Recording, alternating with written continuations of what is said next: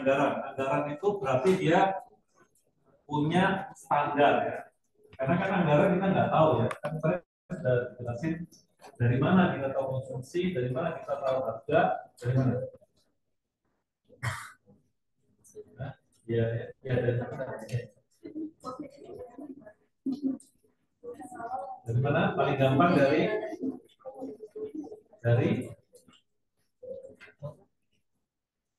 kita tahu kan kita mau bikin anggaran. Anggaran itu berarti sudah terlalu apa belum kan?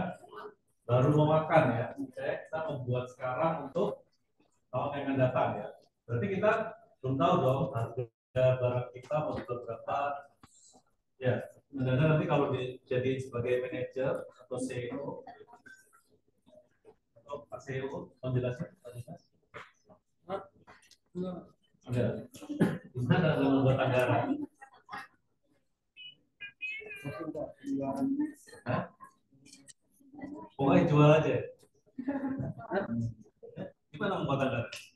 Saya mah ada orang yang ngurus, tinggal saya. Iya, orang yang ngurus nggak tahunya dari mana? Apa nanya Bapak? Enggak kan? Kok bisa dia? Kok dia bisa menentukan harganya sekian? Saya kasih tahu.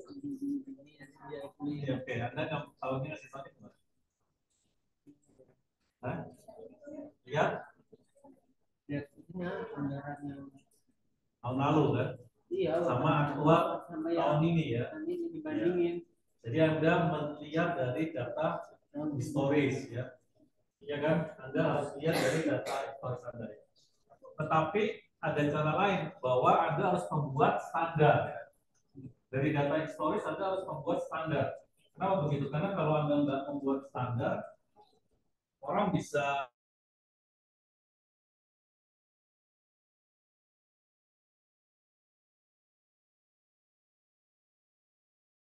roti ya. Oke, Anda hari ini dapat 10.000 ya.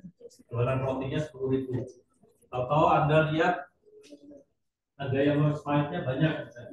Anda akan naikin harga atau turun harga? Turunkan harga. Turunkan harga supaya laku kan? 10.000 jadi berapa? 5.000. 5.000. Nah, sekarang kalau yang tadi 10.000 ada jualannya dapat 100 roti, terus Anda yang 5.000 misalnya dapat 20 roti yang dijual. Kira-kira harganya jadi berapa ya? 100 kali 10.000 berapa? 100 kali 10.000 berapa? 10 juta. 10 juta. 1 juta ya. Sama tadi Kenapa dari tadi sih? 25.000 kali 5.000. Cinta. 20 roti kali 5.000 berarti 100.000. Ya. Berarti berapa tadi? 100 dibagi 120. Ya. Berapa rata-rata? Dapat 10.000 lagi nggak? Harga satuan Anda? Enggak kan? Karena dia 9.100. berapa? 9.100. Ya. Berarti nanti Anda mau pakai yang mana? Harganya pakai 9.100 sampai 10.000. 10.000 Pak. Tetap 10.000. Kenapa? Itu yang dinamakan dengan standar cost. Patokannya Anda buat standar ya. Ya, jadi standar cost segala seperti itu, Mas.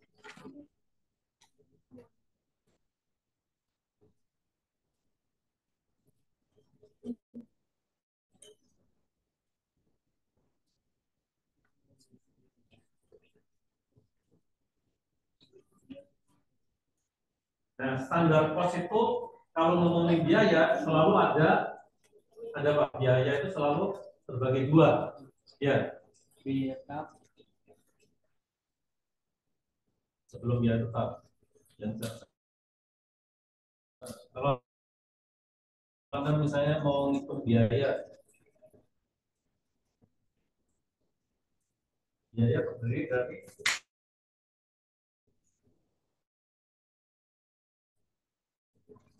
keluar ya, kan semua biaya selalu berangkat dari kantong kita ya. Yang keluar dari kantong kita berapa banyak ya. Kemudian berapa yang harus dibayar ya. Jadi biaya itu begitu ya.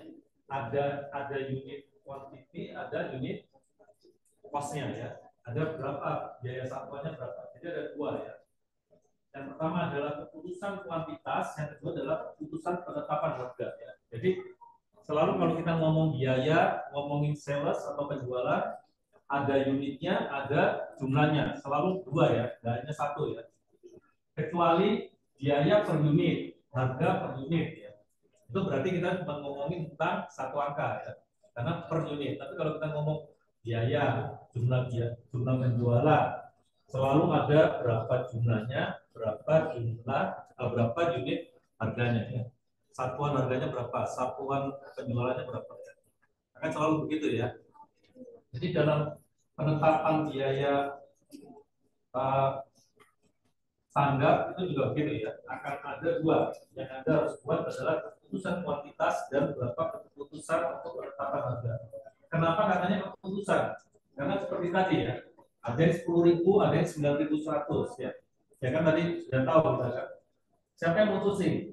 Pak CEO yang mutusin atau atasan Anda yang berwenang. Nggak boleh mutusin sendiri ya. Kecuali Anda juga diberi wewenang ya. Dan itu yang mahal adalah Anda membuat keputusan ya. Kenapa begitu? Apa celakanya kalau Pak CEO bilang harganya tetap 10.000, padahal kemarin 9.100 itu benar apa salah? Salah.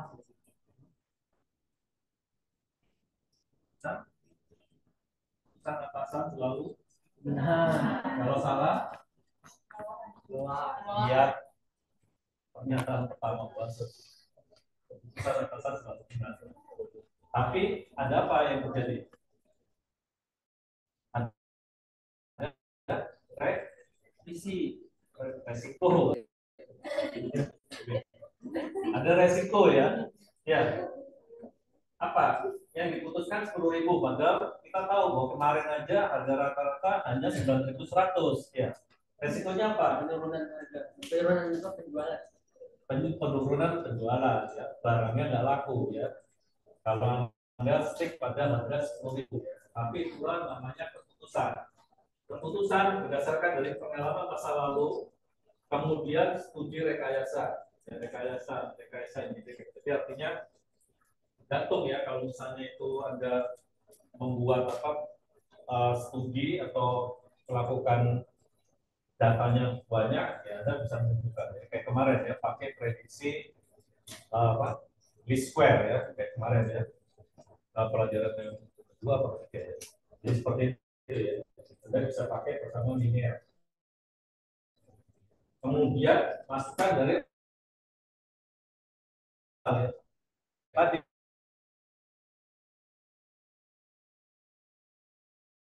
ya, misalnya simatnya nanya dulu, saya kira 1.100 ya, saya bisanya 9.100, harus musim 9.100 kalau setuju ya. Ya. Jadi ada tiga cara ya, pengalaman masa lalu, atau studi, atau Anda melakukan masukan dari operasional ya. Pertanyaan, siap jadi bos. Nice. Oke, di sini standar. Yang pertama adalah standar ideal ya. Standar ideal adalah tingkat efisiensi maksimum. Jadi kalau ideal selalu tercapai kan? Semua standar ideal akan tercapai. Tidak akan tercapai. Semua standar ideal tidak akan tercapai. Di dalam perusahaan biasanya ditulis sebagai target ya. Jadi kalau nanti Anda menemukan di dalam perusahaan Anda target itu berarti standar ideal ya. Yang tidak mungkin dicapai oleh anggota. Tapi kalau misalnya Pak, kalau saya targetnya tercapai, kan tadi ngomongnya target tercapai, itu berarti targetnya belum ideal, belum mencapai yang tidak mungkin tercapai. Jadi kalau standar ideal adalah tingkat efisiensi maksimum. Ya. Dan bisa didapat bila semuanya berjalan lancar. Di dalam ekonomi ada istilah ceteris paribus, yang lainnya tidak ada apa-apa. Kayak sekarang misalnya harga roti 10.000 tadi ya. tahun depan waktu pemilu, kira-kira harus berapa? Turun. Lagi ya. Tergantung ya. Harganya gandumnya naik, ya, tepung naik, ya, ya. Kalau usul kan tepung naik, ya. Susah kan jualan. Tapi bisa jadi tambah murah, ya kan? Oleh banyak yang demo kan, pada dikasih roti kan, semua nyari roti kan. Ya, rotinya jadi laris kan, harganya bisa turun ya. Ya, jadi ada kondisi-kondisi yang tidak ya, jadi kita tidak tahu. Tapi atasan harus tahu. Kemudian standar yang bisa dicapai. Ya. Jadi adalah currently attainable standar. Jadi standar yang bisa dicapai itu bukan target ya, tapi Anda menurunkan target sehingga itu menjadi hal yang bisa dicapai. Ya. Kenapa begitu? Perlu ada standar yang bisa dicapai. Kira-kira kenapa? Misalnya, oke, untuk lulus dari mata kuliah manajemen akuntansi, Anda harus mendapatkan nilai 100. Gimana? Setuju kan? Nah, kenapa tidak?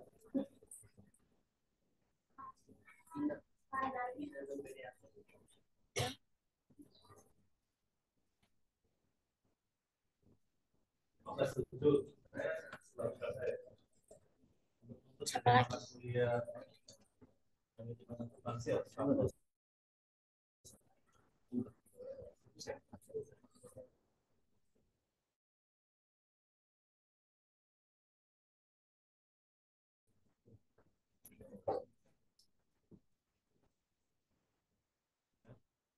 apa ada standar yang harus dicapai. Yang kedua ya, yang pertama adalah standar ideal tadi kan. Kalau saya bilang kalau lulus dari mata